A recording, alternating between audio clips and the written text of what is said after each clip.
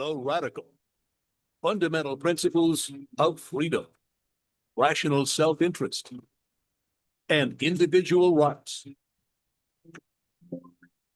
This is the Yaron Brook Show. All right, everybody. Welcome to Yaron Brook Show on this Saturday, July 19th. And we have today our AMA. So we have a panel here. And of course, I will take any super chat questions you have. Our panel seems a little small today.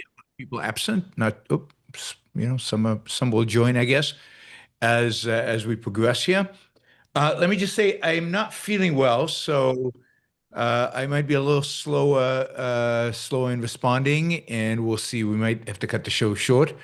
I had food poisoning Thursday night, and I still have not recovered. That's why I didn't do a show yesterday. I was still recovering from the food poisoning. I thought I was better recovered, but no, it's still slowing me down. All right, so let's see. So we're going to do, we've got our panel. We'll take super chat. Anything else I need to tell you guys about? No, I think we're good. All right. Andrew, you are first up. Hey, Yaron. Hey. Well, Yaron and slow don't usually go together. Yeah. Sorry to hear about your food poisoning. Yep. I'm sorry, but I have a hard question to start with. Right. What's the connection in your mind between altruism and hedonism?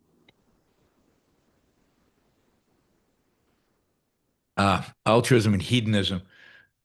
I think basically, I think the connection is kind of the negation that is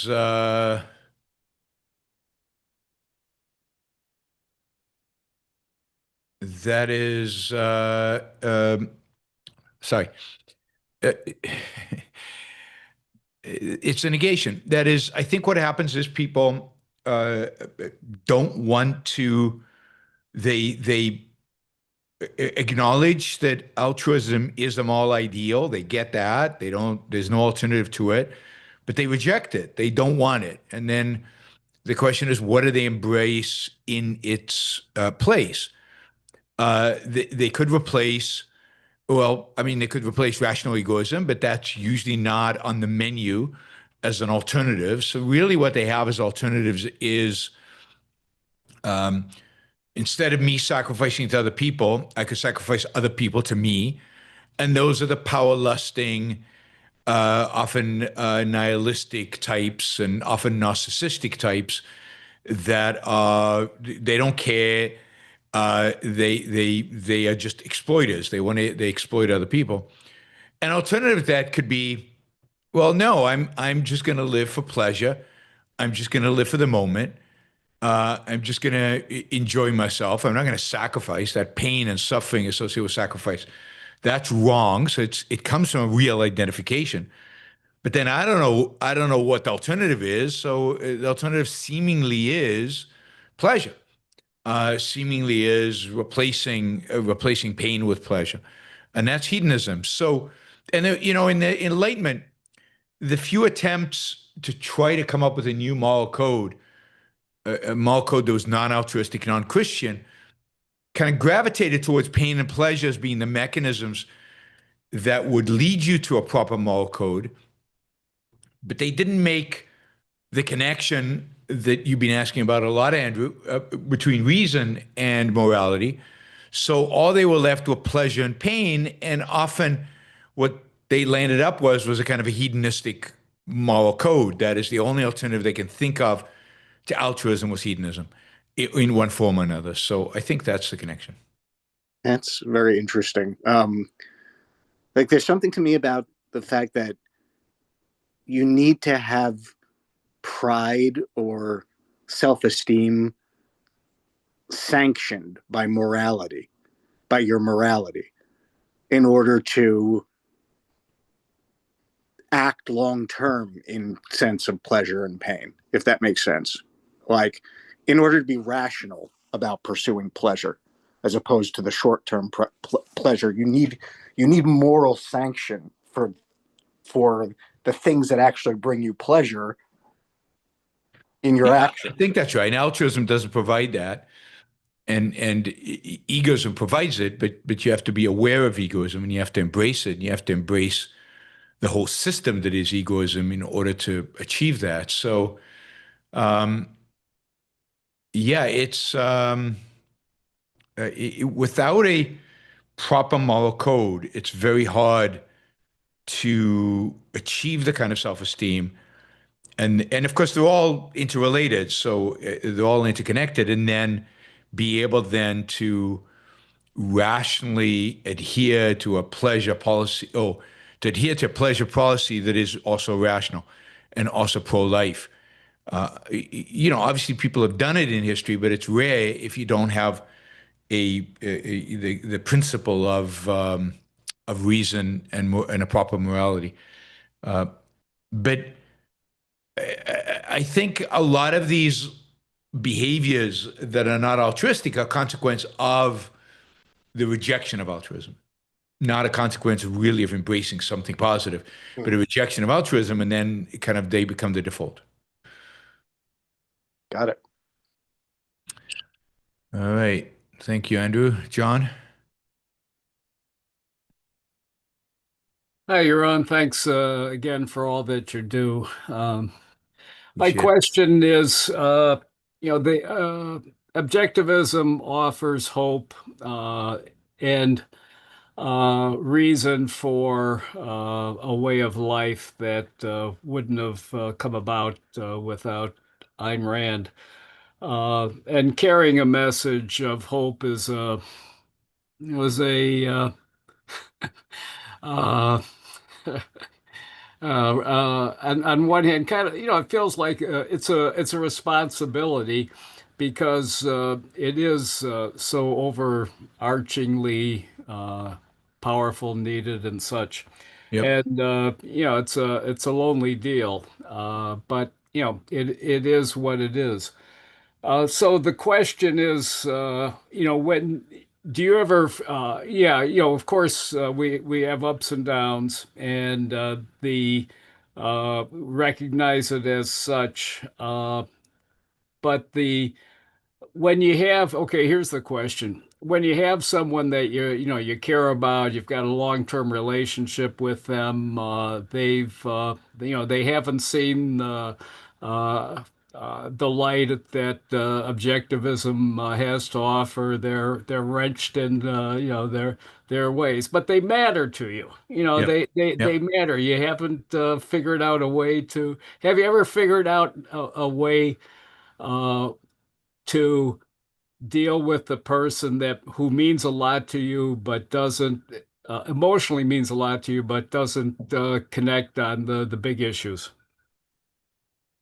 I mean, I think that you have to, in a sense, acknowledge their importance to you, and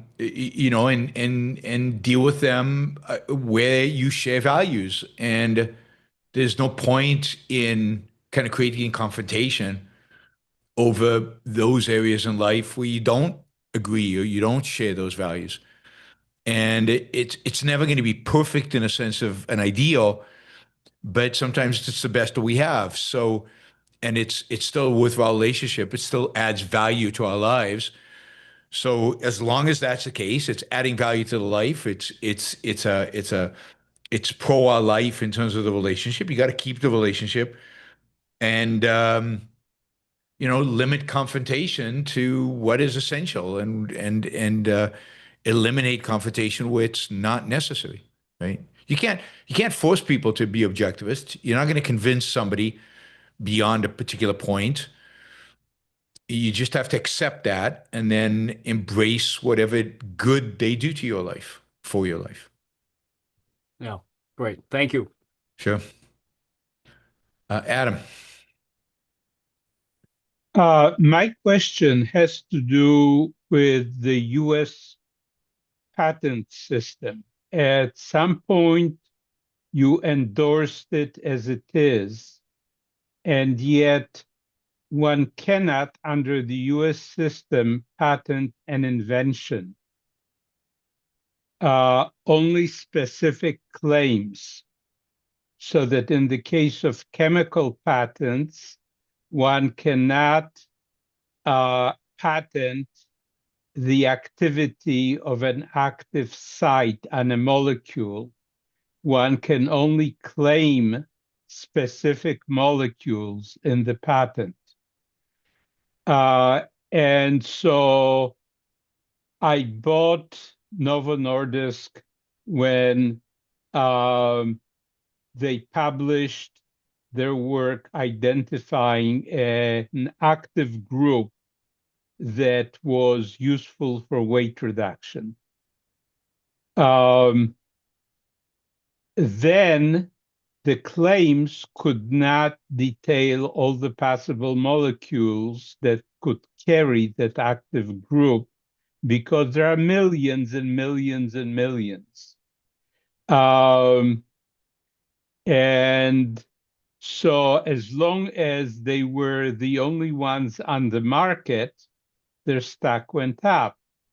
But eventually other companies figured out how to carry the active group on other molecules that were not covered by the claims of the Novo Nordisk patent, and started competing, I believe, within 2 years after the patent went into effect. And of course, the stock started declining and so on. Yeah. So wouldn't you be in favor of patents that actually cover the invention rather than specific claims? I don't know. I don't know. And in this case, I don't know enough about the case, and I don't know enough about what the invention is to have an opinion. That is, I mean, this is a good question for Adam Ossoff next time he's here. Somebody who's an expert on patents. I don't know enough details about the patent system. And I don't think I've embraced in detail the patent system as it is today. I'm sure there are ways to make it better. My main claim is against those who want to get rid of patents. The libertarians who think patents are a government-granted monopoly and want to get rid of it. And I'm saying patents are a good thing. But in terms of the particulars of our existing patent system,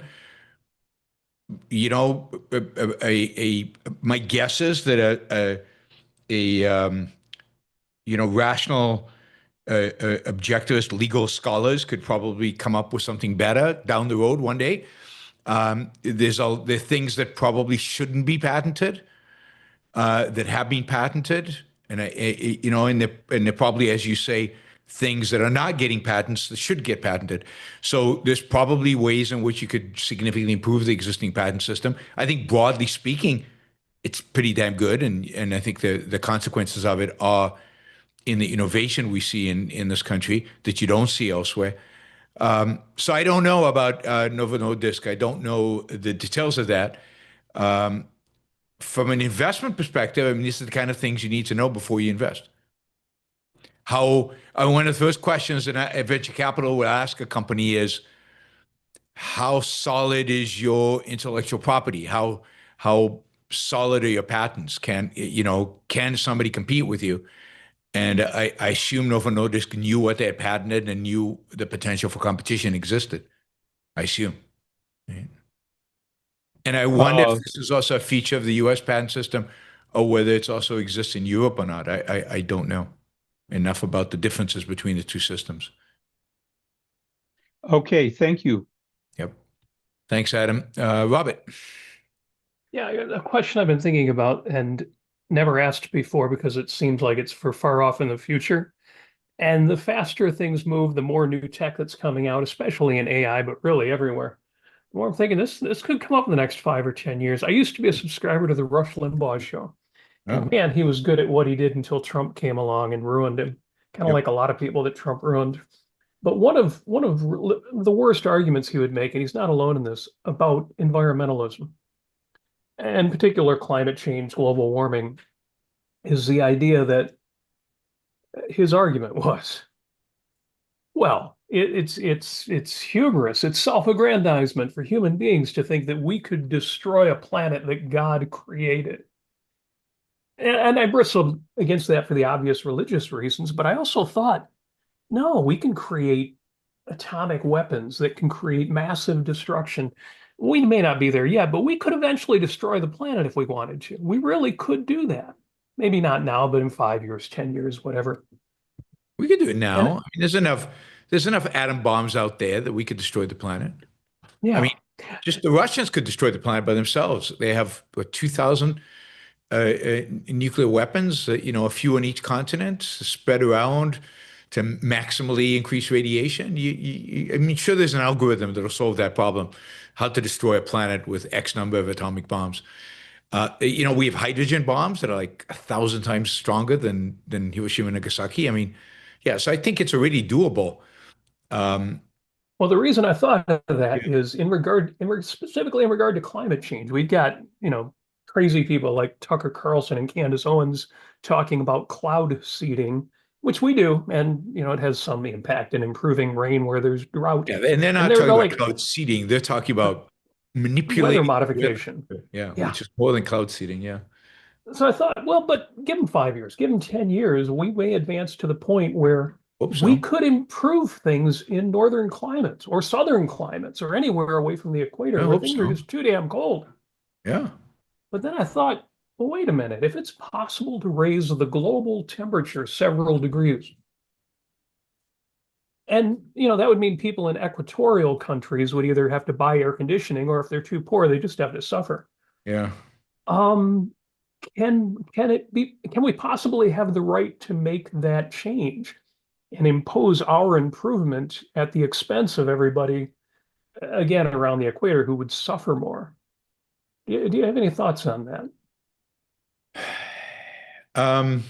It's a good question.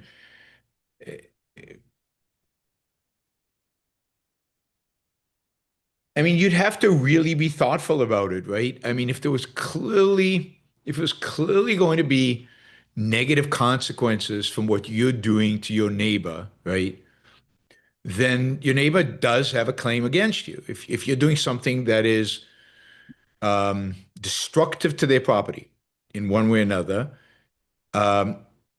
then they could have a claim against you. So if you're changing the weather in a way that is potentially destructive to somebody,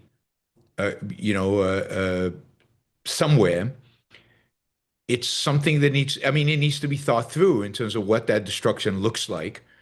Is there a way to compensate them for that? Is it worth compensating for that? I mean, that's the best way to do it, would be for those people who are going to benefit from this to pay off the people who are going to be hurt by it. Buy them the air conditioning or whatever it happens to be. So, yeah, I mean, you'd have to think about what are the consequences and how to rectify whatever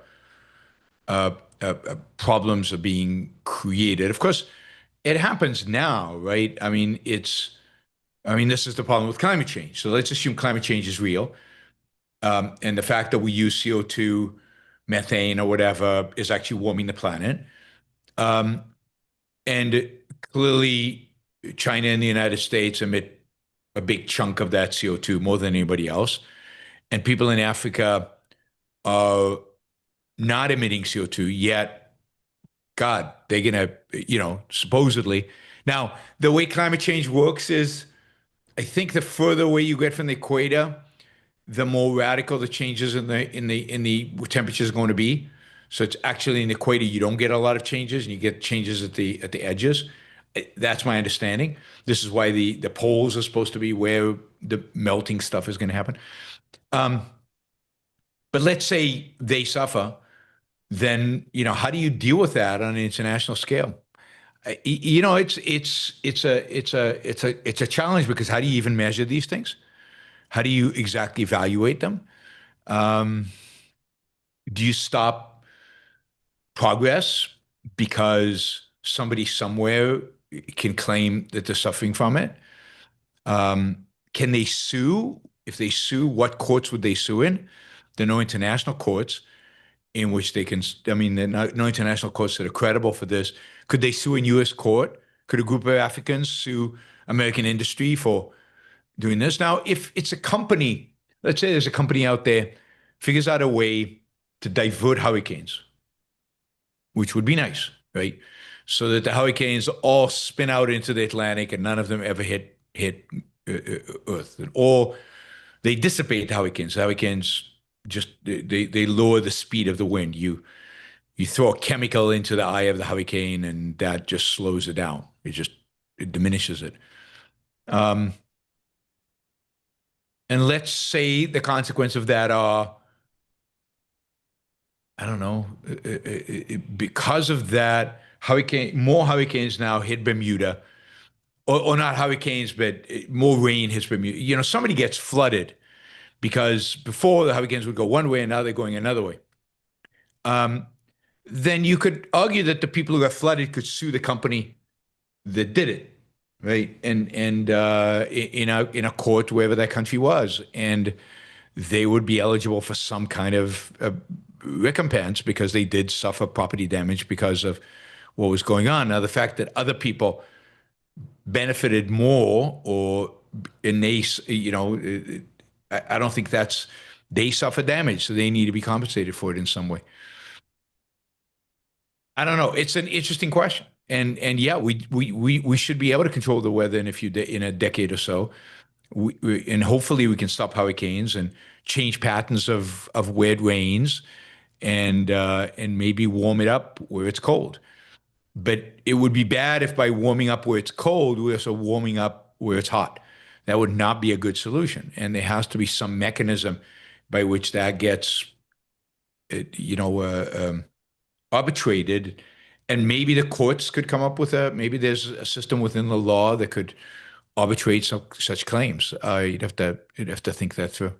All right, I appreciate that. That's my belief, is that it is going to be complicated.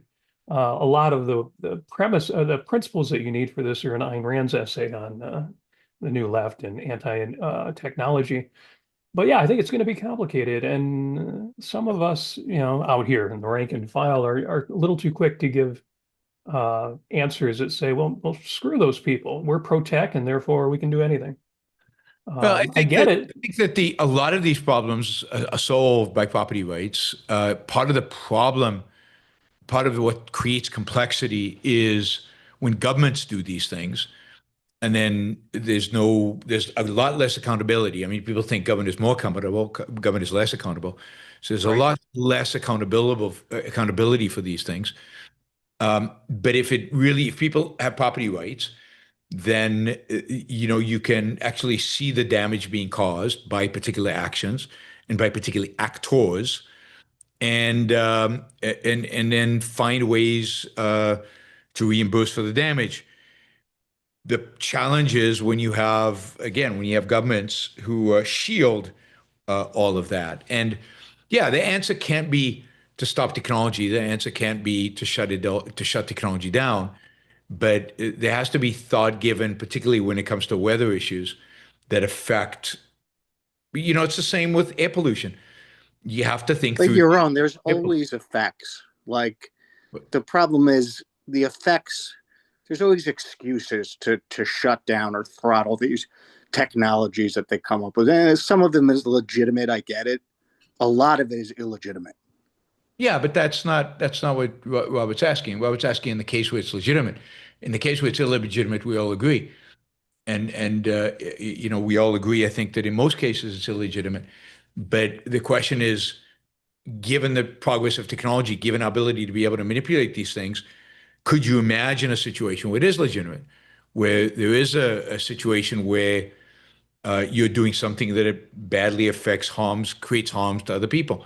Yeah. And the answer is, I think, yes. And Yes. you have to build a legal system, and you have to build legal remedies to be able to arbitrate that and to be able to solve that. Yeah, and if I could just wrap up, because you've given me a great answer and a long answer already, but I think it's really important that we are the ones who offer the full answer. with all the nuance and complexity and not be the ones who say, well, if you're anti-technology, I don't want to deal with you. I mean, if they're really anti-technology, I don't want to deal with Yeah, I them. mean, if But they're really anti-technology, you don't want to deal with them. But yes, I think, and this is the sense in which you really do need, really do need philosophers of law. We need people to figure these things out. And it goes back to Adam's question. We need people to figure out the right answers about patents and how they should be properly, thoughtfully done, and be able to identify if there are abuses of the system or things that are bad in the system. And you'd expect, I mean, you'd expect any system that we put together to have to evolve over time. And one of the great tragedies of our irrational era and of our irrational politics is that we're not seeing that evolution, right? So right now, I know Congress is trying to deal with crypto, which is completely appropriate for them to be doing. I mean, the crypto needs a legal framework, but given how pathetic our politicians are and given the kind of advice they're probably getting, I doubt that they'll do a very good job of it. And so if we were going to reform the patent system right now, my guess is it would be worse after the fact than if we tried right now, or if we try to come up with any kind of legal framework to think about dealing with weather stuff, it's going to be crummy, right? Because whatever politicians come up with now is going to be much more likely to stop technology than it is to actually solve the problem. And it's not an easy problem to solve if they're legitimate, if they are legitimate issues. And I think it's quite possible there will be legitimate issues. And how do you do it without stopping technology? Because you can't stop technology. So how do you do it? I mean, it's possible that in circumstances you're going to have to say, just like Ayn Rand said with regard to like coal pollution in the 19th century, just live with it. There's no alternative until we get rich enough to be able to deal with it. We're just not rich enough to deal with it. Then it could be that is the answer. But you have to think it through, and you have to figure out, in this case, is that the best answer that we have? It could be that we say to develop undeveloped countries, yeah, I mean, you have left yourselves exposed to the weather because you've chosen to be statist and undeveloped. This is the consequence, develop quickly, get rich, and then you'll be able to deal with these things. That could be the answer. I mean, yeah, or at least part of the answer. Yeah, I think that we need to with be the regard to ones with the Africa, complex answers. yeah, Yeah. Latin America. Sometimes we have the principles, and the principles seem simple, and so some of us end up thinking, well, then the answers are simple too, and they're not always simple. But I They're not always appreciate that. Thank you. It's not always obvious what the answer is going to be. Yeah. All right, I'm going to be hopping off since I've taken a bunch of time, and I've got to get ready for our Objectivist get together tonight. Jennifer will be there, and I'm sure she will want me to say hi ahead of time. So thank you for that, and thanks for the Say long hi to answer. Jennifer, I really although she's appreciate it. here, so I can say hi to Jennifer directly. But Oh, excellent. There you Excellent. Thanks, Yaron. I appreciate it. Yep. Bye. All right. Let me take some super chat questions here. Rational IP. I recently lost a friend who cut off contact suddenly. How can you deal rationally with the emotional pain of losing someone you deeply valued, someone who withdrew without real explanation or closure? I mean, look, I think it's very difficult, and it's tough emotionally. It's tough to deal with, but there's a sense in which you have to deal with it in the same way, assuming they cut off and there's no way to reconcile, and there's no way to get back, and there's no way to deal with them. Then you have to deal with it like you deal with losing somebody, with somebody dying, and I think you just have to work through the pain of the loss. Part of what I think the struggle here is not fully understanding what has happened. But again, reality is what it is, and you can't control other people's consciousness, and you can't control other people's decisions. And given that this person has made this decision, and again, there's nothing you can do about it, because the first step would be do whatever you can to reconcile, within reason, of course, within rational reason. Do whatever you can to reconcile. But once But if you can't, then I think you just have to say, okay, they're dead. They passed away. It's tragic. It's sad. And just go on. You cannot continue to punish yourself for their decision, punish yourself because you don't understand. You have to at some point be willing to let go, and that requires time. It doesn't happen quickly. It requires time, just like it would require time if somebody passed away. So I think that's the best I have. Again, if they're a real value, the first step is to do everything you can to reconcile. But once that is being, you've done everything you can, you've got to find a way to move on. Hopefully that is helpful, Rational IP. I'm sorry that you have to go through that. All right, Michael, as your parents are getting older and showing signs of dementia, do you think it's worth it to put them in a fancy assisted living facility, or is it better to have a live-in caretaker?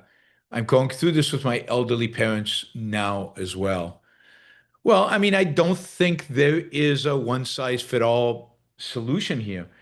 It very much depends on somewhat on what they want, depending on how bad their dementia is, and how independent are they still, how aware are they still, and how much do their opinions still matter.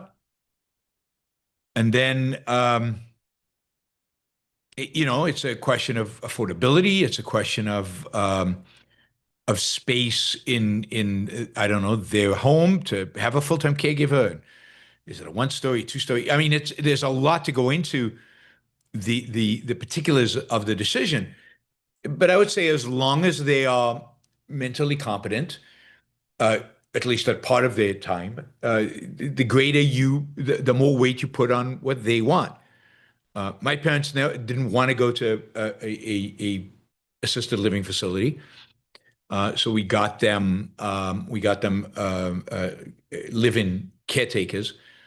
But there is a point in which that is not going to work, where they need too much, and it's too difficult, and they might have to move into some kind of high intensity assisted living facility. It also depends on what kind of assisted living facilities are in your region that are available to you to access. That will also determine, and how good they are and how much care they give and how much care you think your parents need. So there's a lot of factors to take into account here. I don't think there's one size fit all. I don't think there's one easy solution. But again, if they're completely demented, then their opinion doesn't matter anymore.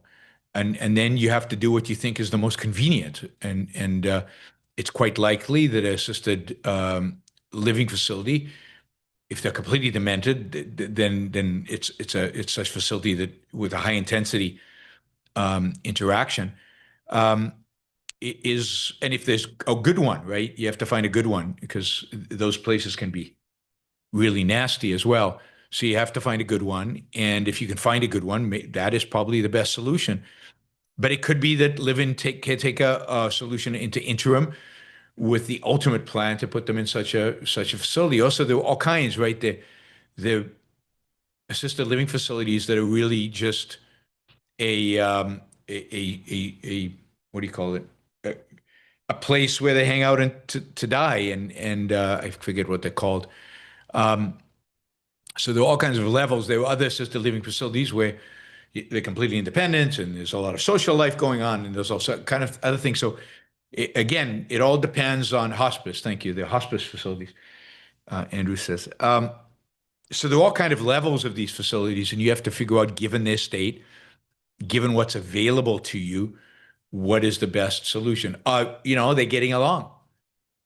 Do you want them in the same house with one another, in the same place as one another? Maybe you want them separated. Maybe the benefit of an assisted living facility is they don't live under the same roof. Basically, they're in two different rooms. These are tough decisions. It's why it's good for those of us who are still young to start thinking about how to not get to that position, that situation.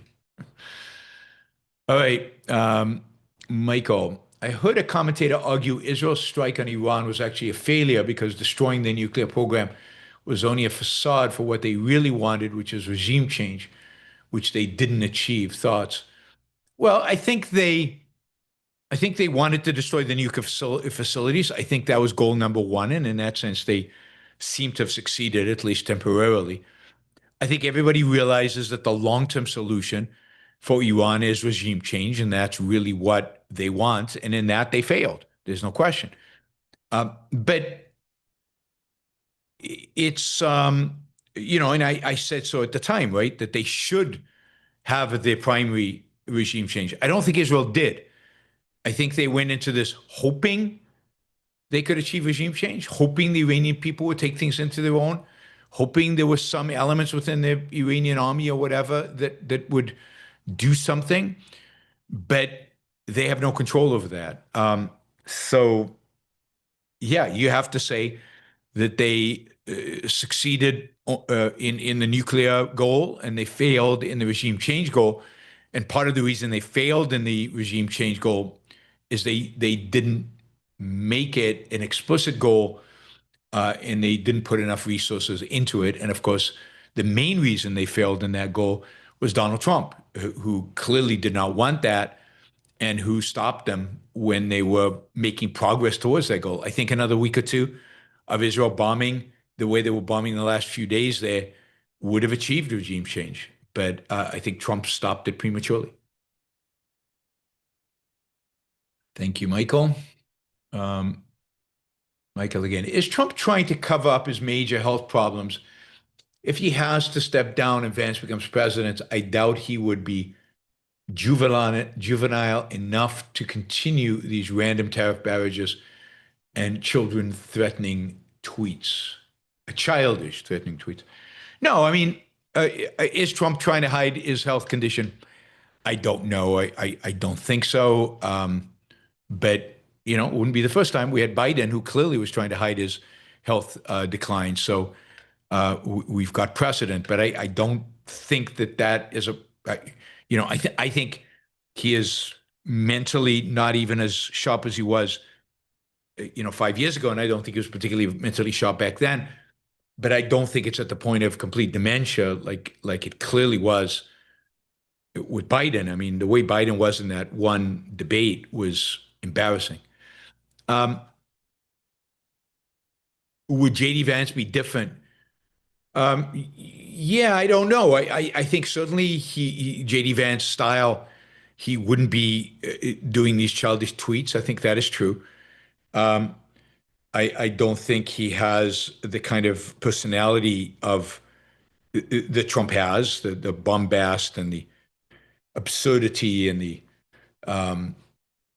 I think J.D. Vance would be a lot more polite about what he does and much more polite and articulate about what he does. In terms of tariffs, it's hard to tell. J.D. Vance might have a different tariff policy, but I don't think it will be massively different in a sense that I think at the end of the day, kind of his national conservative bent, I think he does believe in reindustrializing America. I do think he would be more strategic. I do expect he would take advice from economists better. I think from a tariff perspective and a tweeting perspective, yeah, I think J.D. Vance would probably be better than Trump. In other respects, I think he would be more dangerous than Trump. So there'd be pluses and minuses to a J.D. Vance becoming president if Trump had to step down for some reason. I think on immigration, he'd be just as tough as Trump or just as dumb as Trump, as the case may be. But on other things, it's just hard to tell exactly. He wouldn't be as flippant about the world. I don't think he is. He has the ability to just be such an emotionalist as Trump is. So hard to tell exactly what he would do, but you'd get a lot more anti-abortion stuff. You'd get a lot more state church stuff. Religion would play a bigger role for him, and nationalism would be a more explicit goal, and it'd become part of the rhetoric in a way that it isn't with Trump. With Trump, it's like a floating thing. With J.D. Vance, it's more intellectual and more real. And how that manifested itself would be interesting. On foreign policy, I think J.D. Vance a lot less likely to support Ukraine, probably doesn't support Ukraine at all. A lot less likely to support Israel, probably doesn't support Israel at all. Much more, bring the troops back home and end our military support for a lot of these other players. Hateful of China, focus on China, but pretty much more friendly to Russia even than Putin is, even than Trump is. Sorry, even than Trump is. All right, thank you, Michael. Oh, we just got another $50, and then I'll go to my panel. Bolton Splendor says, sometimes I just want to know what time it is rather than knowing how to build a clock. Is this a flawed view of how to live via reason, even though I trust the resource that is telling me what time it is? No, not at all. I mean, if you had to fully understand everything in every encounter you had every day, then there would be no way to live. I mean, does that mean you can't eat the food before you understand how the food is made and how the food is delivered to you and the whole supply chain that gets it to you? Does that mean you can't use a computer until you know the intricacy of computer science and hardware design and how the electrons and the transmitters and no. If you're very, very smart, you can probably know most of those things if you put enough energy and time into it. But people of less ability have no ability to be able to know all these things. It's hard enough to know how the clock works. So the answer is no. This is why we have specialization and division of labor. Different people do different things. We trade, and we develop trust that things work. But you can't be omniscient about these things. You can't know everything.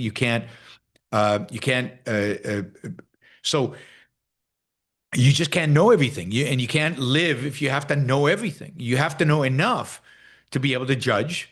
You have to know enough, be able to figure out who you can trust and who you can't trust. You have to know enough not to eat poison. You have to know enough to be able to reboot your computer if there's a problem, or to run a antivirus software. Used to have antivirus software. We don't have that anymore. I guess the computers have gotten better at screening those out. So you have to know certain things, basic things. You have to know where to buy a reliable clock. You have to know who to take it to get fixed, but you don't have to know how to fix it in order to get it fixed. So no, living by reason doesn't mean knowing everything. Living by reason means to know things to the extent that you need to know them in order to live. So there's certain things you need to know. If you've just been diagnosed with, I don't know, cancer, if you've been diagnosed with cancer, then you need to know what available treatments exist. And yeah, you trust your doctor, but you also want to be able to do your own research and do a little bit. You want to know something about how the sauce is made. But because the diagnosis is so dire and the consequence of bad treatment is so dire. But there are other things where, no, I mean, it's pretty known what you do with a common cold or what you do with, I don't know, something more common and less fatal.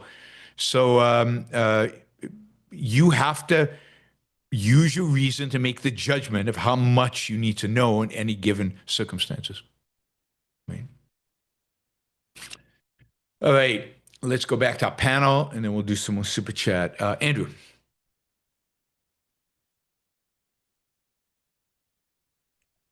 I thought I would just read a passage from 100 Voices that I think is like in line with your own rules for life. And it shows you how somebody can just change the life of somebody else. So Rand is in the car with a bookkeeper, and the bookkeeper expressed an interest in writing. And Rand gave her a very sharp look and said, "Why did you give up writing?" And she said, "You gave up so easily without trying." And then I really remember I was uncomfortable in the dim with her just staring at me in the dimness of this car with those big great eyes. Yeah, can you imagine? And I said, "Well, I'm happy enough." And she said, "Happy enough? Why don't you get work in some way that connected to writing and not so completely distant? Why don't you at least get a job in publishing?" I sort of stammered and said, "I just can't run out and get a job in publishing." She answered, "You can't? Why not?" And I said, "I don't think I could do something like that. I don't write anymore. I just dream about it. I don't have the kind of courage that you have to lay my soul out on the written page." Then she just reached over the back of the seat, touched my hand, and said, "My dear, there are no guarantees in life. You must risk. The only way to know you can do something is to do it." And then she turned around, leaned her head back, and closed her eyes, lost in her own thoughts.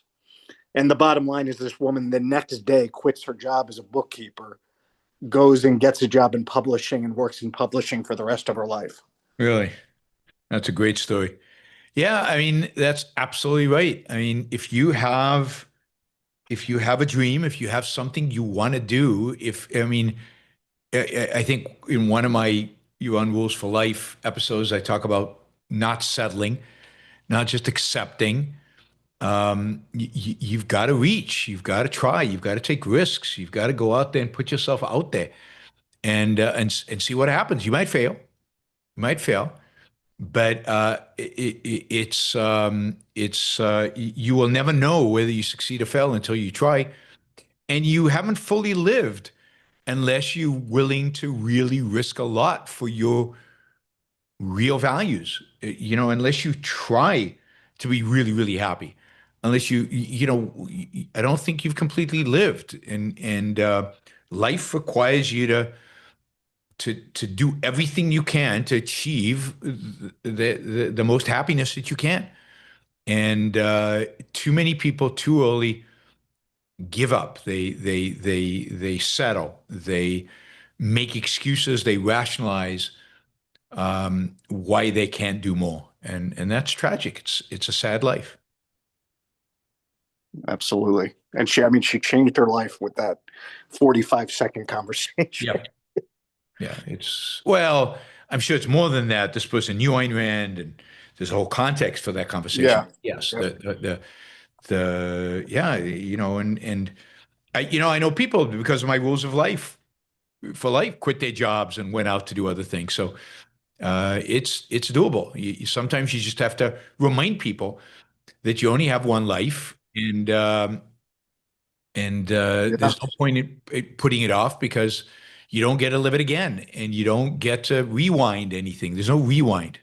Tal has a very good story in that regard. Yeah, yeah. So absolutely.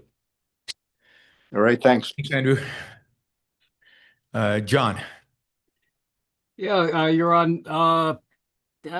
There used to be, and maybe there still are, a lot of objectivist clubs at different universities, and you and would come around and do talks.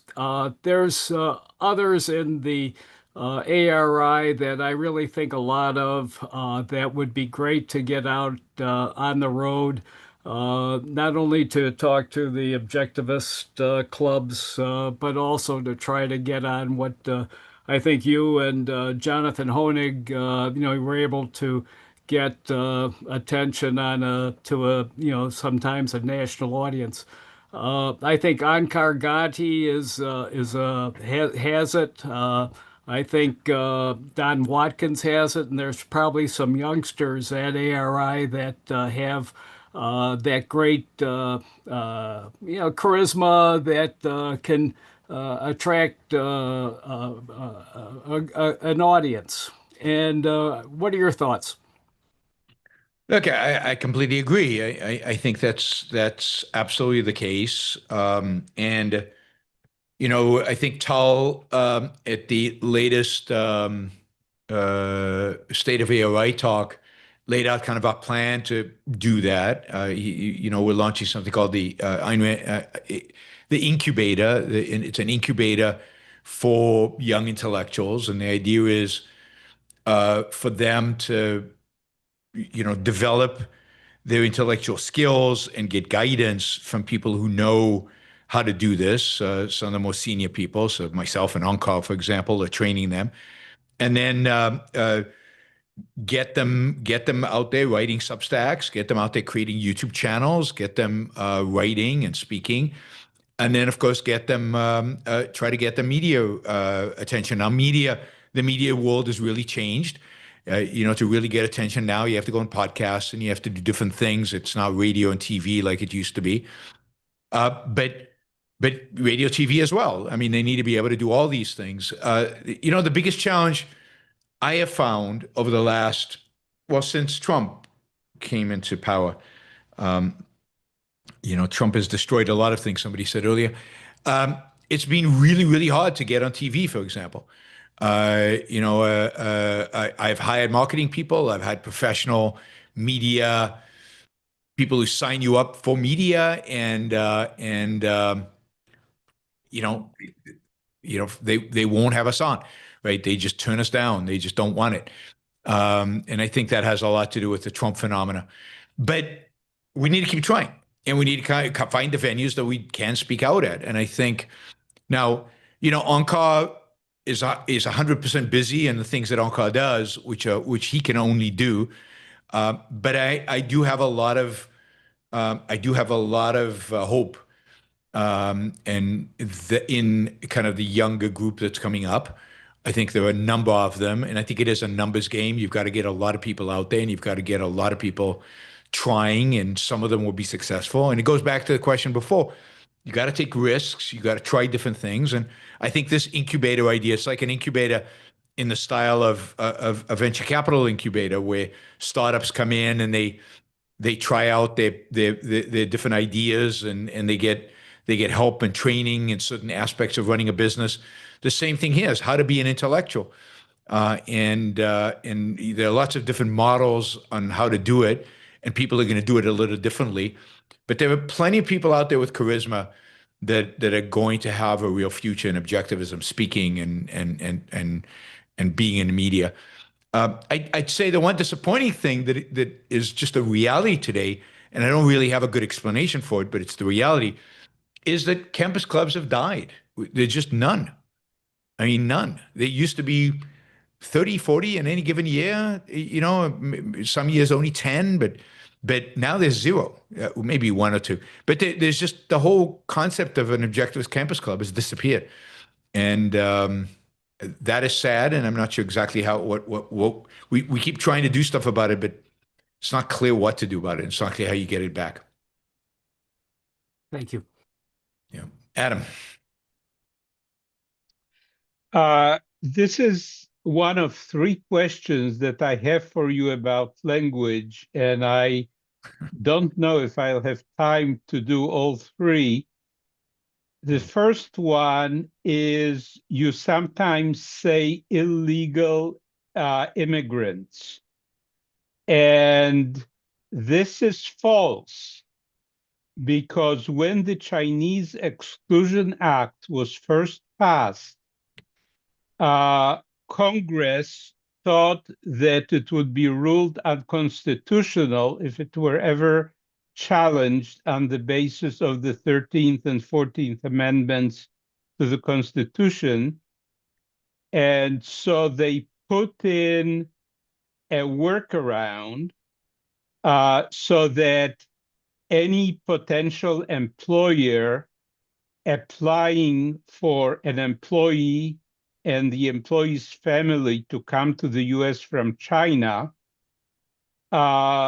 would get them to come. That was an exclusion. And in the early years, it was only restaurants looking for Chinese chefs. and universities looking for professors of Chinese. But anyone who could afford to petition for somebody's immigration in a court in the United States, hire a lawyer and so on, would be the only ones who could pose a constitutional challenge, and nothing would get to the Supreme Court if the only people who could pose a challenge were excluded from the reach of the exclusion. So even though later courts gave the executive more latitude and eventually set quotas and so on, later Supreme Courts were more tolerant of executive and legislative overreach. But when the immigration stuff started, Congress was very much aware that it was unconstitutional. And since it's unconstitutional, it cannot be legal. So it just falls to refer to people as illegal immigrants. You should say unauthorized immigrants, and I make Is sure it that illegal not to pay your income taxes? Well, not income taxes. The income taxes, there's a constitutional amendment. Is it illegal not to pay your property taxes? If you don't pay your property taxes, can I say you did something illegal? well, if that's under the state, not under the federal government. Maybe. All right, let me find something else. My point is this. You could say it's not unconstitutional, but illegal. That is, the law today is not tethered to the Constitution. But strictly speaking, it's false to say illegal immigrant. You should say unauthorized immigrant. I don't know why. There's a law that says they cannot cross the border. There's a law that says they cannot cross the border unauthorized. They cross the border unauthorized. They've broken the law. That makes them illegal. Okay, second, we are in a place in history where there is only one civilization. And Russia, for example, is an uncivilized society. I agree. But they can claim to be part of Western civilization because they're Christian. And Yep. they are claiming that. In fact, they're claiming that they are more perfectly aligned with Western Christian civilization than the rest of the world. Now, isn't it time to just speak of the civilized and the uncivilized? Well, I don't know. I mean, is China Western civilization, and is it civilized? It's somewhat civilized. So I think this is the point. There've been a lot of civilizations over the millennia. You're right in a sense that the only civilization today is Western civilization. But one way to differentiate Western civilization from Roman civilization or Mesopotamian civilization is to call it Western civilization. That's a civilization that has existed since somewhere between the Renaissance and the Enlightenment to today in the West and now in parts of Asia. And to say Russia is not part of Western civilization because Russia adheres to, policies that are anti this civilization, anti-civilization more broadly. It's also a way of differentiating it from Muslim civilization of the past, not of the present, because there is no civilization today in Islam, but of the past. So I think it's useful to name it rather than just to call it civilization. And then to fight, the fight should be over who belongs. And, I think you were there at my talk at Ocon, and my point at Ocon was our fight is to separate civilization from Christianity. What we need to do is make clear that Western civilization is not Christian civilization. And indeed, Christianity is an anti-civilizational force, that it is an anti-Western civilization. And then if we could do that, then it's obvious Russia's not Western civ. So I think the real battle is about religion and Christianity and getting it out of Western civilization. And my third one is very short. I've noticed that sometimes you get lazy about distinguishing who from whom, and you just say that. But that only applies to inanimate objects. If you're talking about people, it should be who and whom. So I get a regular email. Well, I get a number of regular emails from people who make lists of all the grammar mistakes and the mispronunciations and the the wrong use of words that I make during the show. I'll add this one to that list. Yes, I know you're right. But I do my best to say the right words and to do all that. And I don't know if it's laziness, maybe it's subconscious laziness, but yeah, I am not a very grammatically correct speaker, if that's the right way to say it. I say you only speak extemporaneously, 16 hours a week? Yeah, but so I need to figure out what is phenomenon. There are a number of these that and I need to be consistent about Alex Epstein's name being Epstein, not Epstein. I mean, there are a lot of these, right? There's a whole list we can make of these things, and I am fairly tolerant of my own weaknesses here. Some people are not, and that's fine with me. And keep the list coming, and I'll try to get better.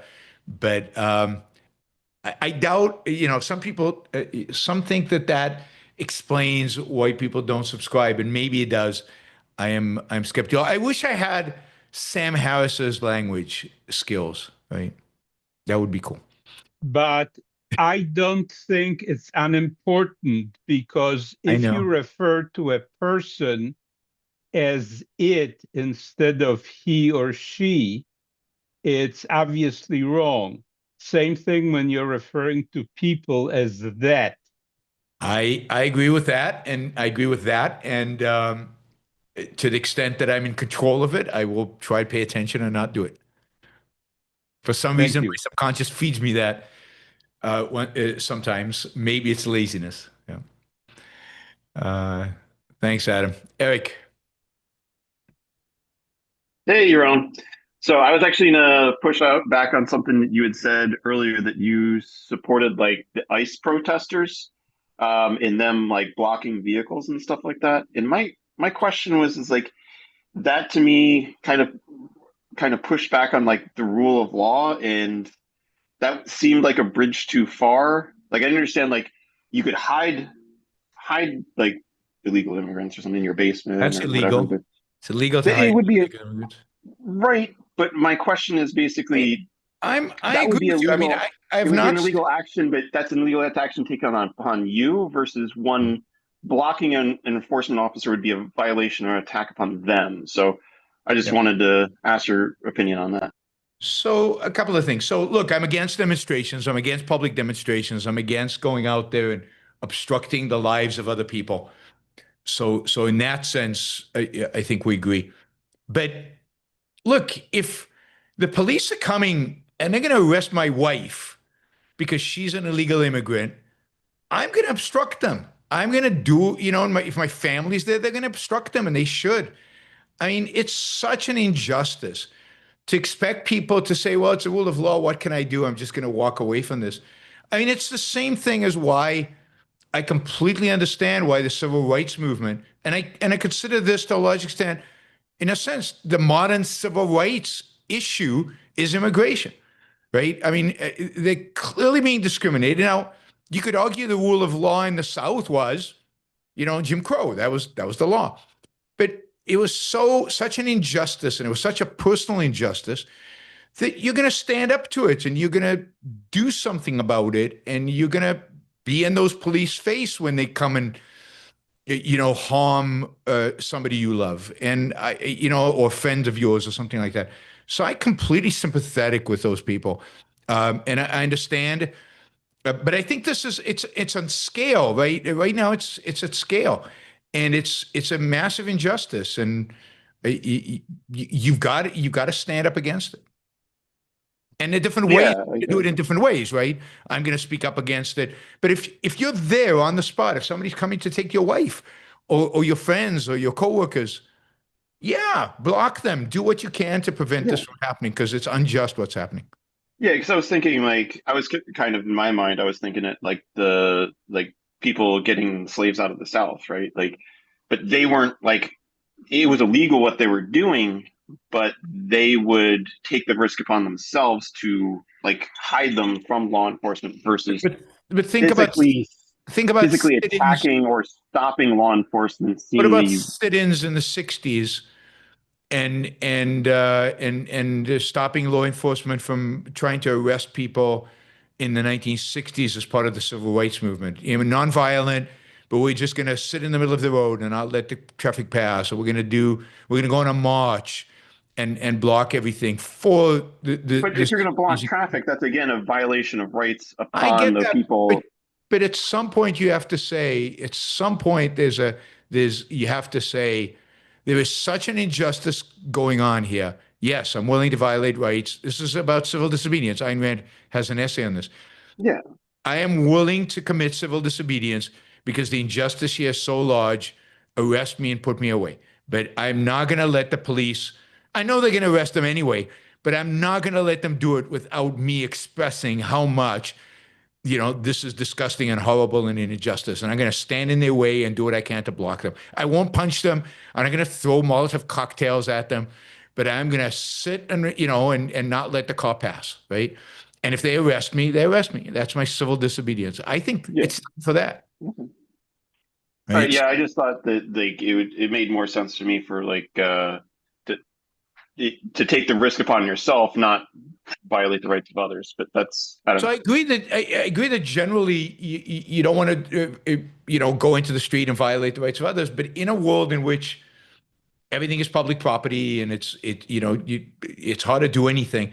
I think there are cases. I mean, it's hard for me to go back and say, no, Martin Luther King shouldn't have done what he did. Kind of given what was going on in the South in the 1960s.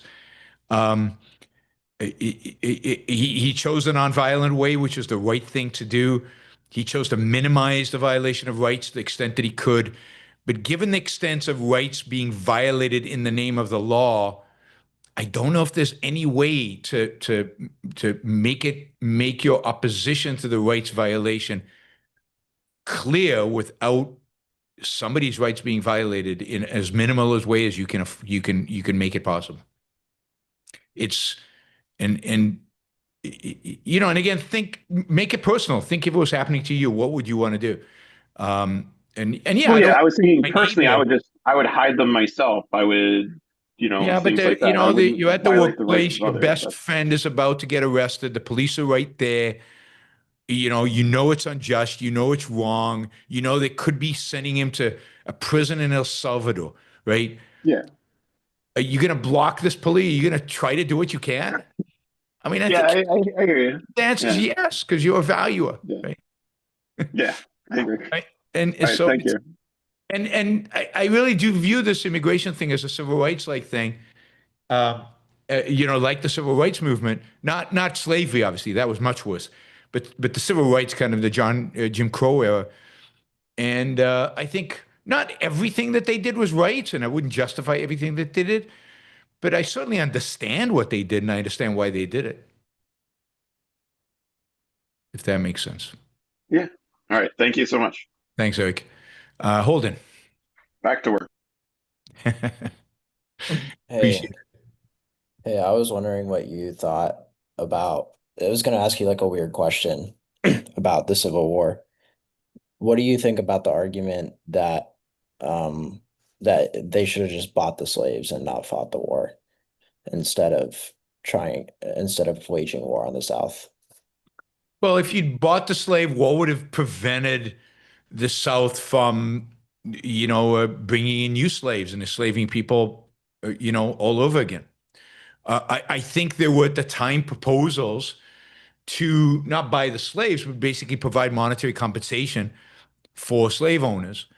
And the South rejected those offers, and they weren't willing to commit to not having slaves after the fact. So I just don't think it was a realistic option. I think yeah, if the North could have somehow bribed the South to give up slavery, then you could argue that it was maybe better than war, but give up slavery completely. That is, give up slavery also in the future. I just don't think that that was an option for the South. The South was not willing to accept it. They viewed it as their way of life. They viewed slaves as subhuman. They didn't want to.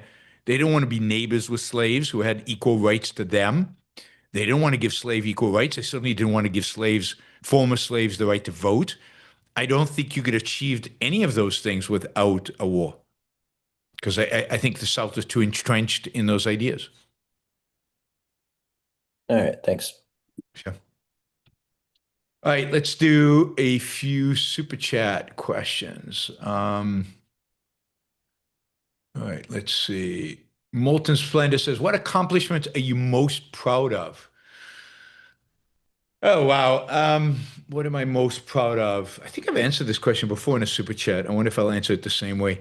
I think of a lot of what I did at the institute, at the Ayn Rand Institute, from growing the institute, professionalizing the institute, getting it to where it was when I left versus where it was when I started.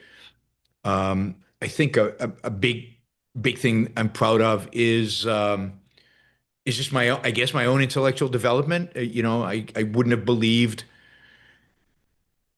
30 years ago that I could do what somebody said, 16 hours a week or something like that of extemporaneous speaking. I think that would have been bizarre if somebody told me I would one day be that, or that I was a really good public speaker. I would have never expected that, or a good thinker. I was good at what I did, but I didn't think I had kind of the range of becoming the kind of intellectual I become. So I'm proud of that. So I think those are two of my biggest, I think, accomplishments that I'm proud of. Thank you, Molten Splendor. John, could stable coins operate in the same way as did private banknotes before the Fed was created, given appropriate legislation? Yeah, I mean, that's exactly what they're going to become, right? Basically, they're going to become money that we use to buy and sell stuff. And they're going to be backed by government debt, which is interesting because that means that really what we're doing here is we're monetizing government debt. We're turning government debt into money, which is interesting, which is really interesting. And it really begs the whole question of the importance, if you will, of money as a medium of exchange for things like inflation and things like that, for definitions of that, because it's an expansive view of money. We're in a sense turning debt into money. Debt is becoming money, stable coins are really going to be interesting if they take off. They're going to be really interesting. They're going to be a change. But yes, the problem is, or the challenge is that the banks are not going to be free in any kind of sense, right? So banks will have to back the coins, the tokens that they issue with the stable coins with government debt. That's by regulation. That's by law. They won't have an option to do it by other means, at least as I understand the law as it was passed, signed, I guess, by Trump yesterday. I think the only kind of stable coin this approves of is one backed by government debt. And that government debt will be audited to make sure that there's enough government debt to carry all of the coins. There will be no fractional reserve banking. It will be 100% reserve banking. So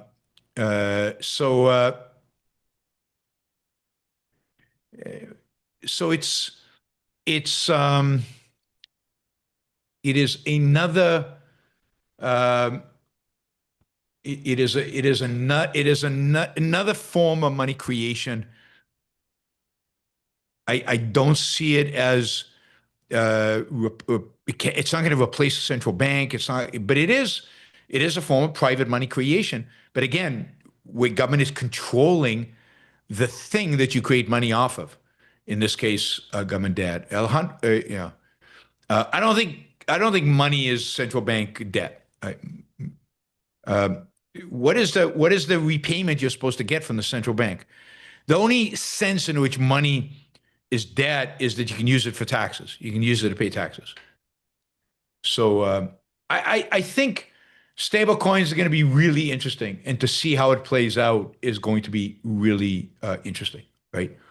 They're not inflationary because you have to put dollars in order to get the stable coin, and then those dollars are used to buy government debt, and the government debt is what sits on the balance sheet of the company issuing stable coin, and then they give a coin representing the dollars you put in, representing this government debt, and they make money off of the fact that your coins are not getting any interest, but they do get interest on the government debt, so they can make 1 or 2%, something like that. It's not a lot of money, which is another problem with this model. As interest rates go down, the model becomes less and less profitable.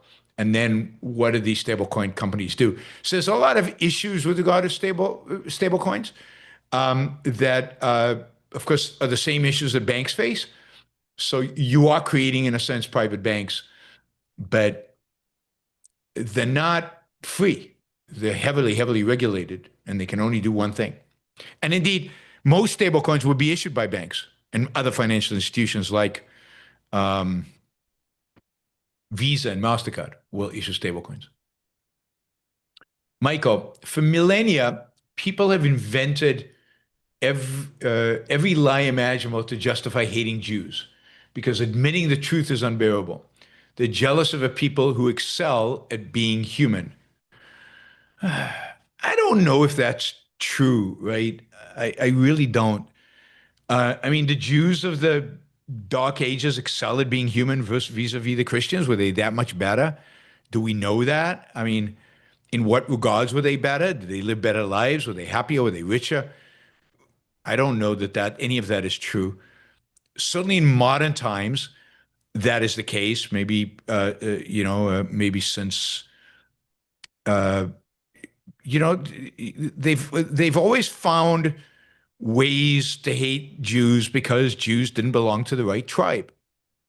And if you think about people as people at a preconceptual level being tribal, then there's a Christian tribe, and then there are people who are not Christians. And Jews are the non-Christians who survive for the longest and who seem to hang around for the longest. And they are the other. They are the enemy. They are the non-members of our tribe, and they are hated as such. There are a lot of theological reasons given for that.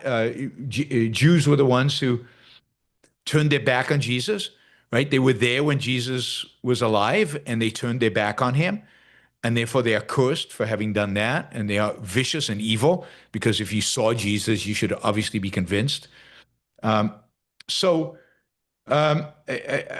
don't think it's just jealousy. I think in the modern form, it's become envy, because in the modern form, certainly since the 18th century, maybe, Jews have indeed been very successful, particularly at finance, maybe even before that at finance. But I don't think that's true of, let's say, rural Russia of the 17th century or even the 19th century. Were Jews more successful than non-Jews? Not obvious at all. I mean, Jews were pretty poor. If you ever watched Fiddler on the Roof, that was a pretty poor environment in which they lived. And Yeah, but didn't your own they were Jews jealous of them. always kind of have a healthier view towards money and dealing with money? I mean, yes, but that doesn't mean the Christians understood them. In quite the contrary, I think Christians looked at them and said, "Look at those corrupt Jews, because they have a good relationship with money." So I don't think that generated jealousy, right? So jealousy wasn't the thing that it generated. Yeah, Adam. Yes, with regard to the Russian Empire, they inherited their Jewish population from Poland, and in Poland it was illegal for a peasant to learn to read and write. And so Jews who were not peasants, they were a different class under the law, essentially had all the occupations that required reading and writing, things like cheese making or milling flour, anything that required knowledge that was transmitted in writing.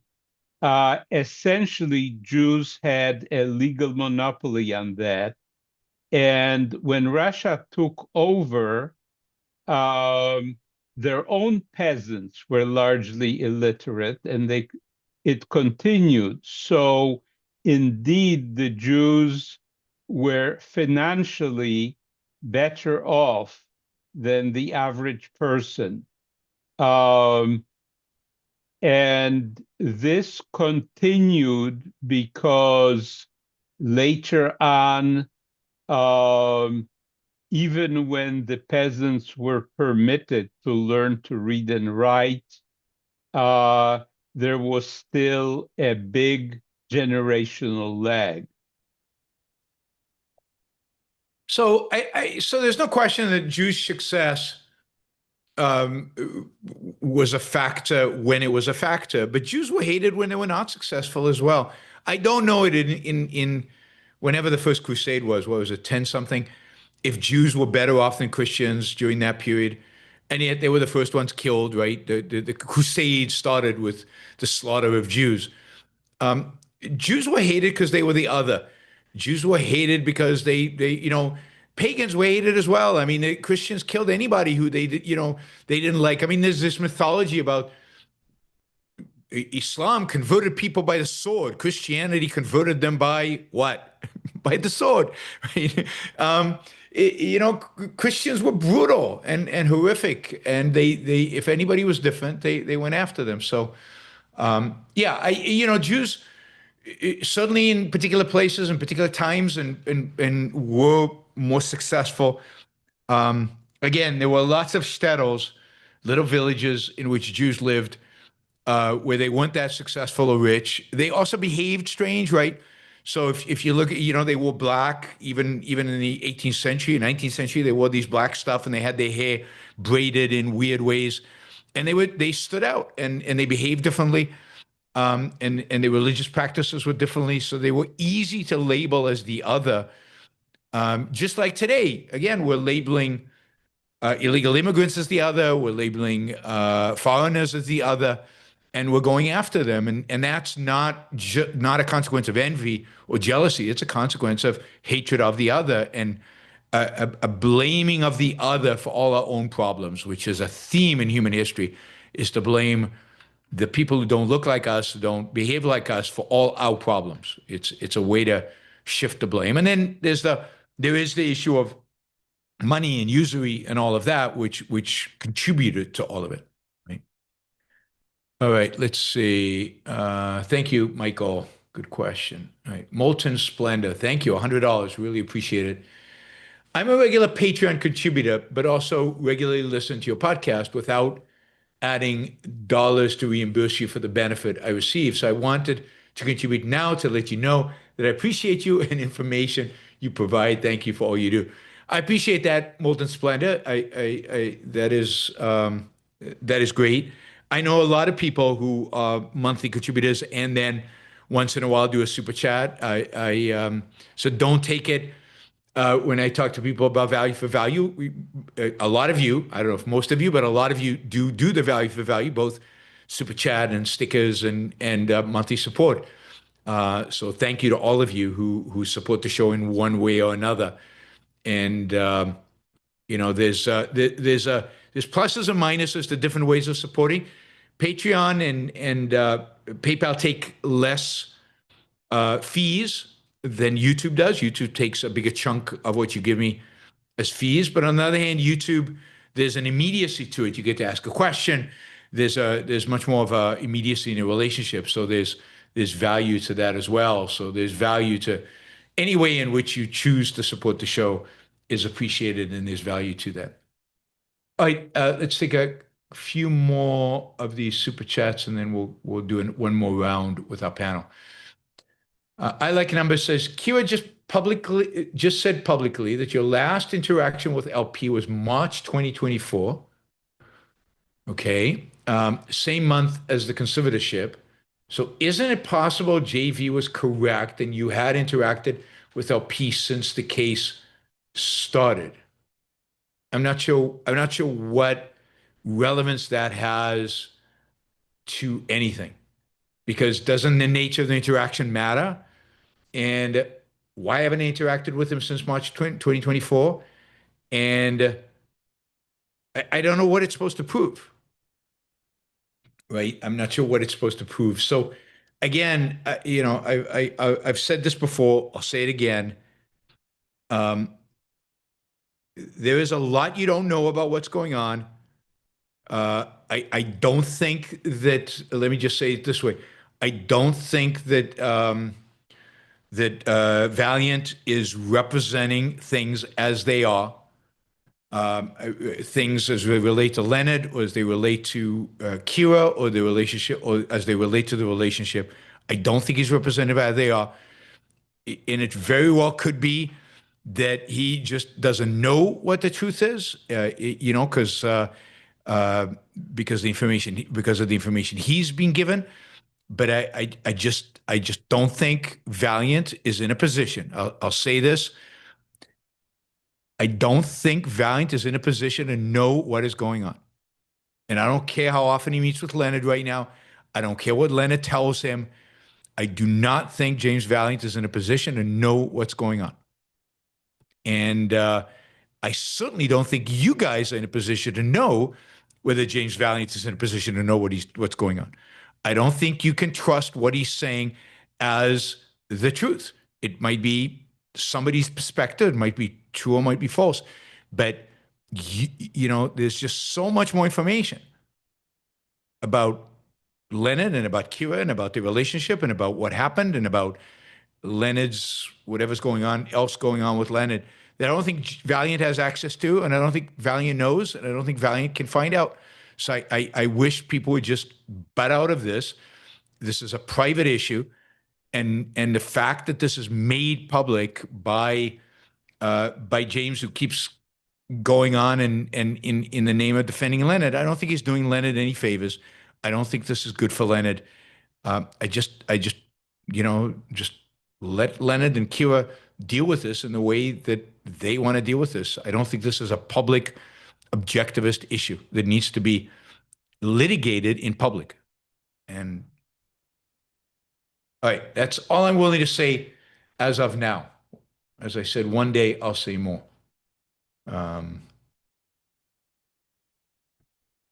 Not the average algorithm says, is James Valiant a fraud and a con artist? I'm not quite willing to say he's a fraud and a con artist, but I'm not willing to say that. I'm not happy with James Valiant right now. I'm pissed off at him, because of what's happening surrounding Leonard. And I think James is not being helpful here. I think he's being very hurtful to everybody involved, but I'm not willing to say that. All right, Michael. 3 generations after the publication of Atlas Shrugged, you'd think something like Trump phenomena wouldn't be possible. I don't know why. I don't know how you think. Again, we've talked about this, Michael. It takes a long time to change ideas. I don't know. Was it 150 years after the Enlightenment? Was Hitler possible? I mean, all this, it takes time to change ideas. It takes time to change ideas, particularly when the ideas are so entrenched, like ideas are in our world, the ideas of altruism and the idea of irrationality that are so entrenched. And with all due respect to Ayn Rand, she was one person, one book, or a series of books, but she's challenging every fundamental belief people have out there about the world. And it's going to take a lot of work to get those ideas to replace the ideas that are entrenched in the culture today. It takes time. I don't know how much time, neither does anybody else, but I don't know that you can say you'd think. I don't know who would think that.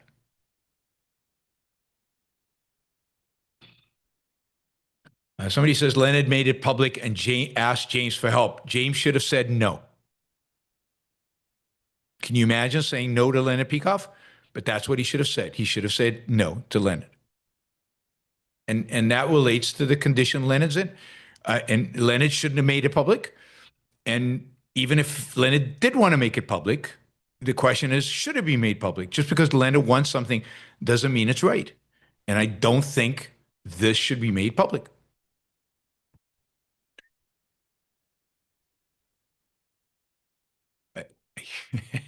I'm tempted to say so much, and I'm going to hold my tongue. But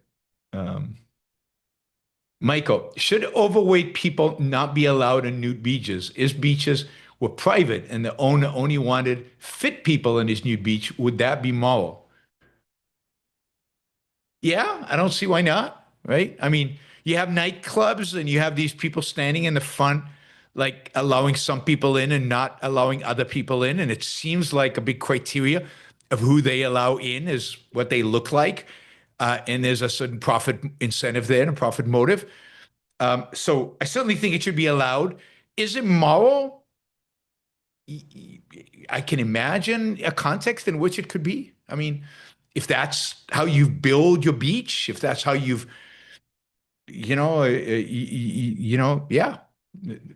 Now, should overweight people not be allowed on nude beaches? No. I mean, if nude beaches are, again, if they're private, you can do what you want. But in a regular beach, no, I don't think they shouldn't be allowed in. But I think somebody told me, somebody said that Leonard said something negative about nudity on the beach at a different in a different situation, right? So he's one of his talks in Greece. He talked about the horror of seeing very unfit people nude on the beaches in Greece, and I remember that because I was with him on that trip in Greece.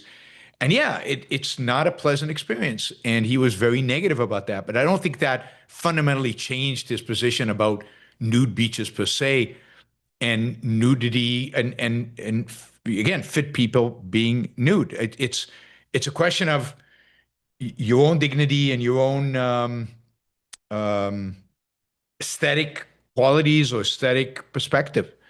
But it's not an issue of you shouldn't allow it. It's an issue of whether you would want it as the person getting nude, I guess. And as the person being in that environment, seeing the nude people. Right?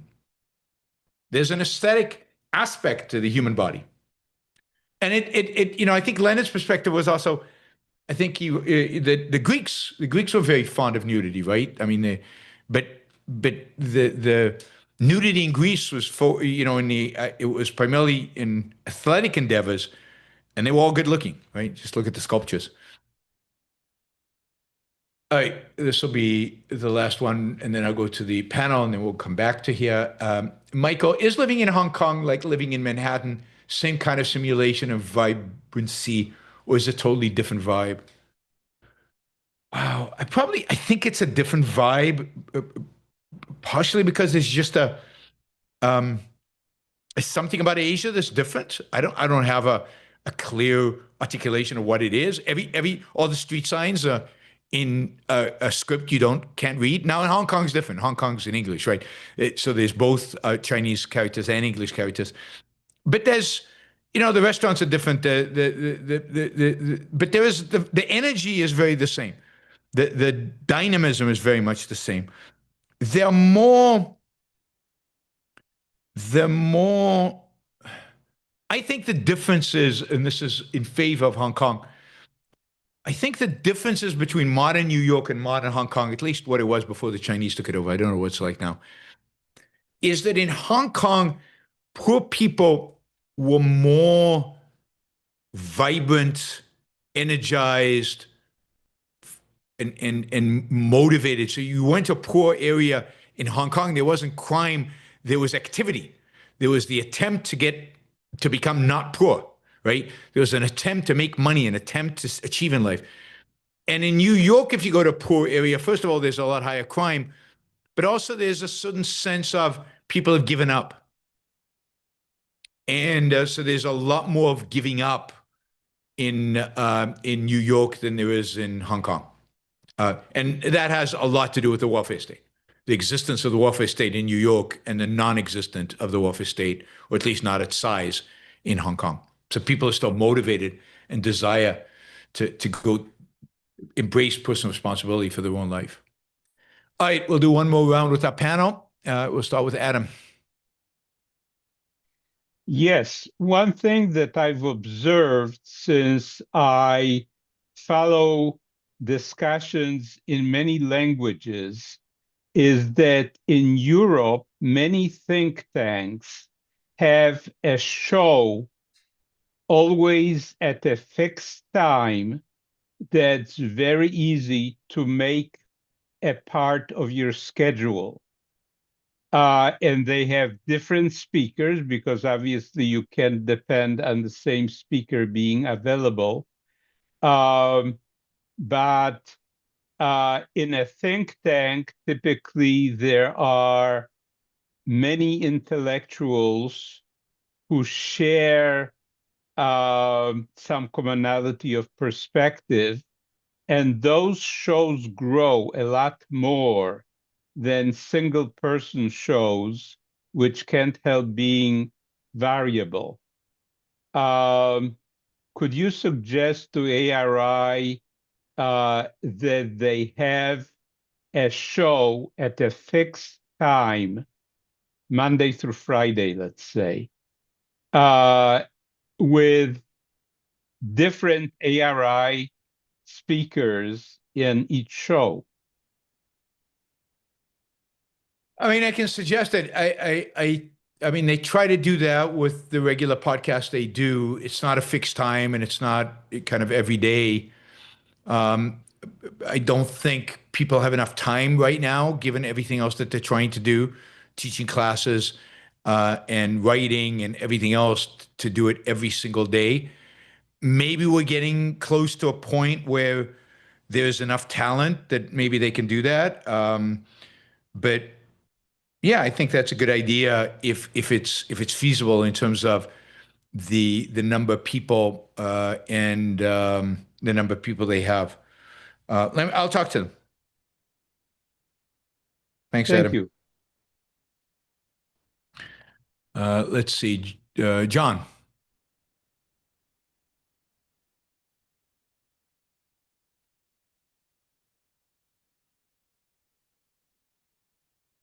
Okay, there we go.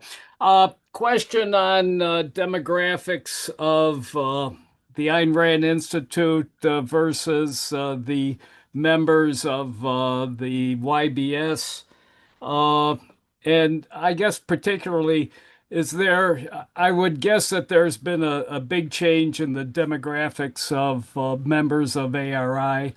And maybe members of YBS, does it match? Is it different? Is anybody looking at that?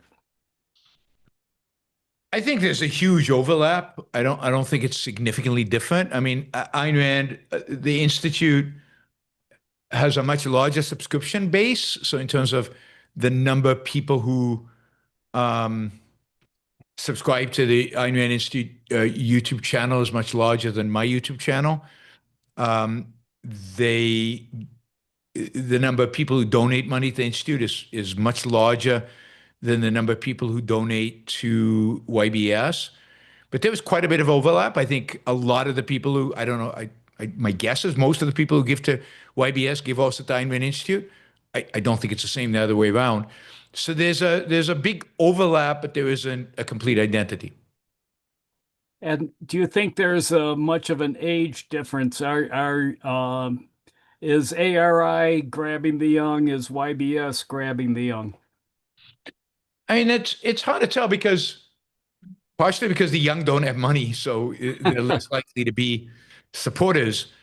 I mean, I know who, on YouTube at least, I know the kind of demographics of who listens to my show, and it's basically 25 to 45-year-olds. That's the largest group that listen. And I don't know demographically how that compares to the institute. I also haven't run the demographics of who gives me money because I don't know how to do that versus people who subscribe. So that's not the same. That's not always the same thing.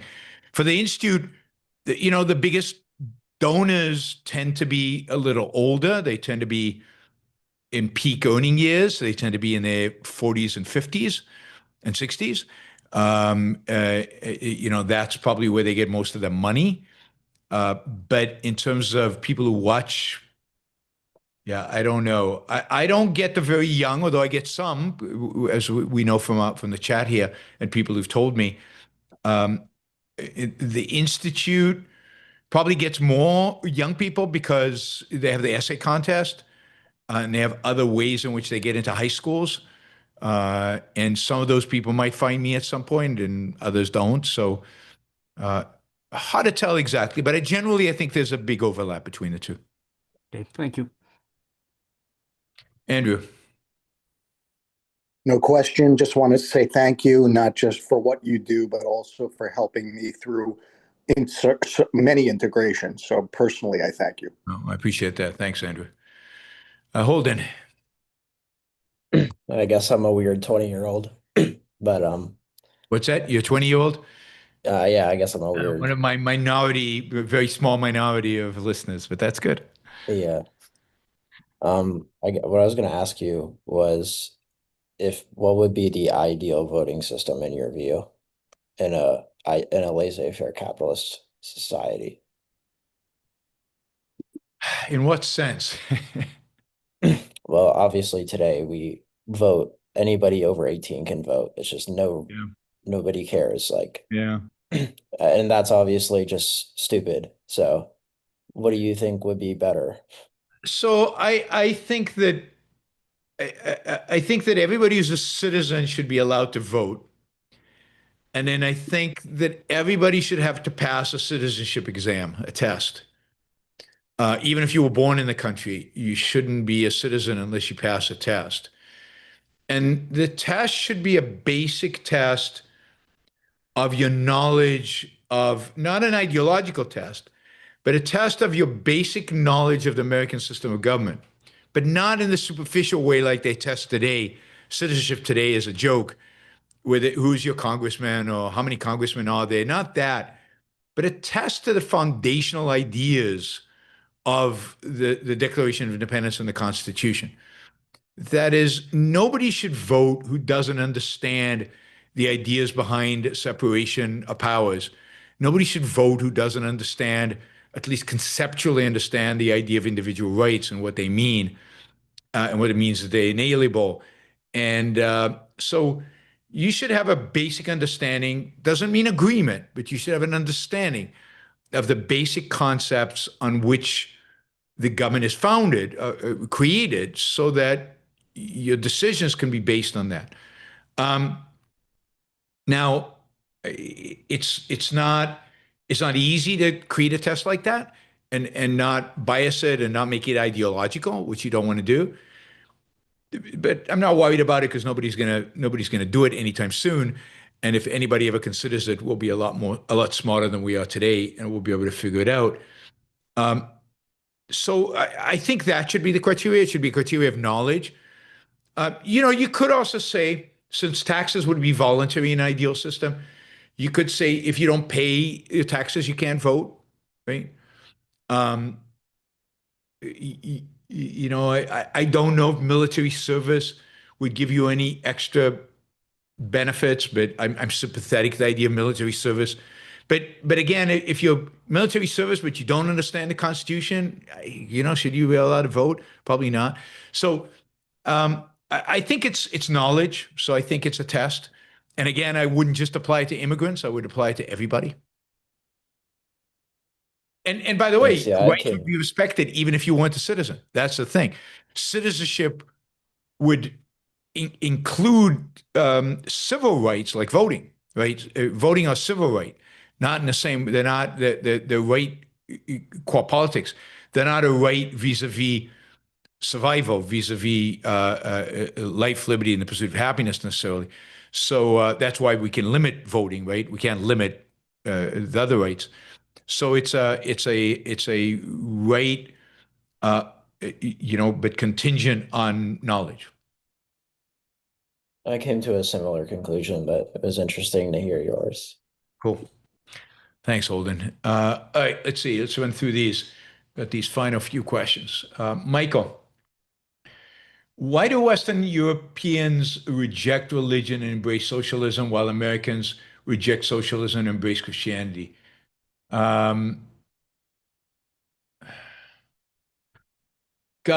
I think Western Europeans reject religion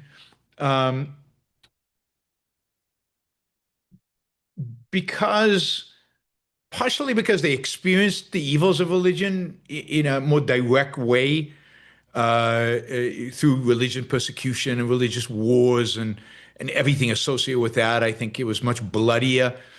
Religion in America hasn't had a bloody consequence, right? It hasn't manifested itself. The Civil War wasn't about religion. Imagine if the Civil War was about religion. I think a lot more people would reject religion if it had been about that. So imagine if the South was Catholic and the North was Protestant or something like that. But there were no, religion wasn't associated with warfare in the United States and it was in Europe. I think that's one reason.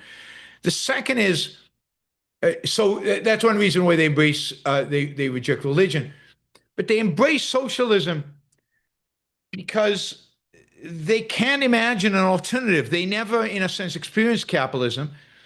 They experienced small pieces of it, elements of it. They never rejected the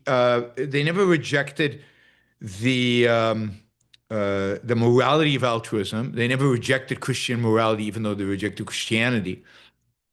And socialism seems to be, and they're not socialist in a sense.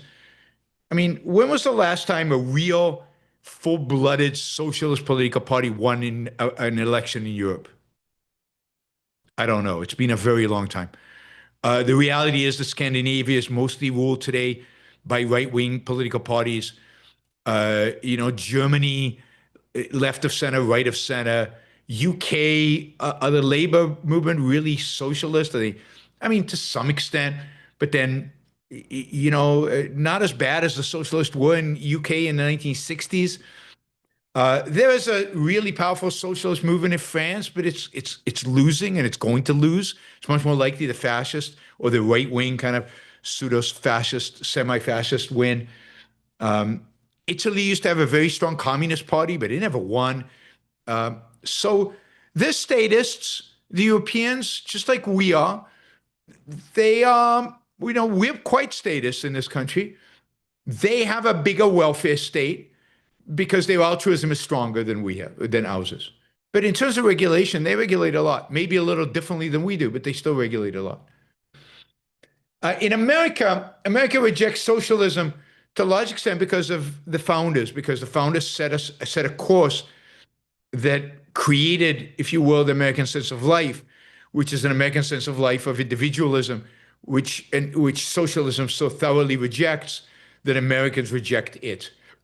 And they clung to religion to a large extent because they viewed it as the only source of morality and because they didn't see the harm in it, because they didn't suffer from all those horrible wars. But and of course that's changing now, but where they're clinging to religion more strongly and maybe for different reasons. So I think those are the main reasons, although Americans, are very much influenced by the pragmatic philosophy of the 19th century, which is, whatever works, and religion works for them to some extent. They think it provides them with a social context, it provides them with some moral guidance, and they can't imagine anything replacing it. But socialism's out because They convince, although they embrace much of it, right? Because they convince it as a system. It's sometimes associated with un-Americanism, and certainly associated with explicit collectivism. The Americans are collectivists, but it usually is implicit. They're usually not quite willing to admit their own collectivism. Michael, are the American people turning on Trump in large enough numbers? Well, enough for what? I think that American people were never enthusiastic about Trump. He never got a real majority. Again, remember who he ran against, particularly this time, but even before he ran against Hillary Clinton. He's run against really, really, really horrible candidates. And his approval ratings have never been very big, and they seem to be pretty low right now. But I don't know if it's large enough to save us in the future. And it depends what the alternative is. They might reject Trump, but what do they want in his stead? Mary Elaine, your content is massively more important than the occasional grammar and pronunciation errors, and your content is outstanding. Carry on. Thank you, Mary Elaine. Given that I used to mispronounce Mary Elaine's name all the time on the show until I finally got it right, but I appreciate that. But, you know, part of it could be that some people, some new people, can't get past my misspeaking to discover the good content. If I spoke well, then I could expand my audience because more people would stick with it to discover the good content. Maybe. I don't know. Not your average algorithm. Unfortunately, Trump is passing everything but away? Is passing everything but away? I don't know what that means. Daniel, favorite place to travel in Europe, Greece or Prague? Huh. I mean, probably Greece. Greece is just more meaningful. I mean, it really is a blast to walk some of the streets in Athens and think, kind of Aristotle walked here and Plato walked here, and like Socrates had his debates, not that, you know, the Socratic debates not far from here. And so Athens is really a cool city in the sense that, and you can't miss the history, right? Because you look up and there's the Parthenon. Or there's something everywhere you look that's a piece of history and it sticks out. So I like Prague. Prague's a beautiful city, but I think I'd prefer to visit Greece. Favorite place to travel to Europe? It really depends why I'm traveling. You know, I still love London in spite of all the problems London is going through. I like Spain in spite of their politics and in spite of the certain horrible things about Spain. It really depends. I don't have one favorite place. It really is contingent on why I'm going. Yeah, Jason also reminds me that Greece has an ocean, not an ocean, but it's a sea. It has the Mediterranean, which is kind of my sea. I grew up on the Mediterranean, so I feel a kinship to the Mediterranean Sea. It's weird, I know people think I'm weird, but when I'm in like Spain or Italy or Greece and I see the Mediterranean, it's like I feel a little at home. I like the sea. It also, Greece has weather, that's better than Prague, certainly in the winter.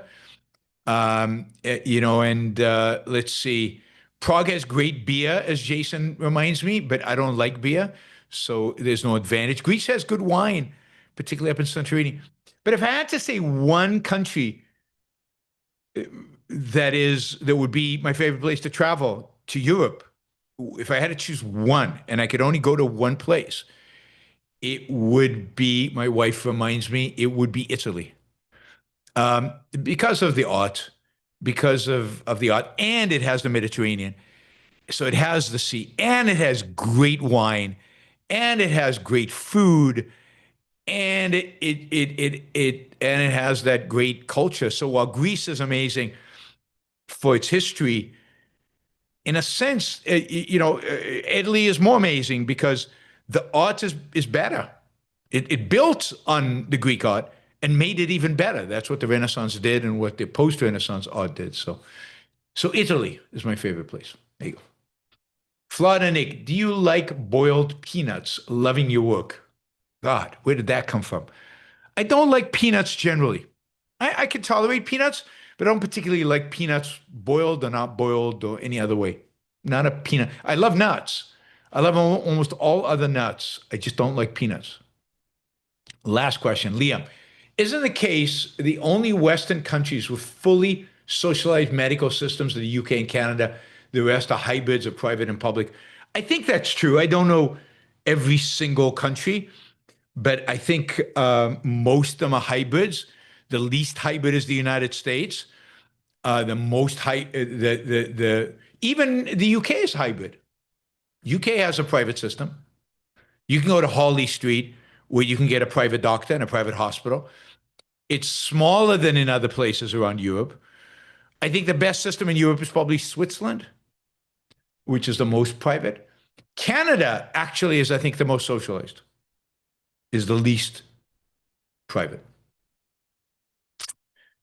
All right, guys. Thank you to all those who provided stickers and to all those who provided, which included, let's see if I can get everybody, Jason and Gail and Jeremy and Alejandro and Roland. I'd like to thank everybody. I think that's it. All right. Thank you, guys. And then, of course, thank you to all the people who did Super Chat, particularly Michael and Rational IP and Molten Splendor, who all gave quite a bit of money. So I appreciate all of you guys. All right. I will. Thanks our panel, Adam, John, Andrew, Holden, and we had Eric and we had Robert. Thank you guys. And I will see everybody. Oh, we're going to do a show tomorrow, probably in the evening. And it will probably be, I think the topic I'm going to do is why is socialism so persistent? So it's related to one of the questions we had today. But why will socialism not frigging die? That will be the topic tomorrow. All right, guys. See you tomorrow. Bye, everybody.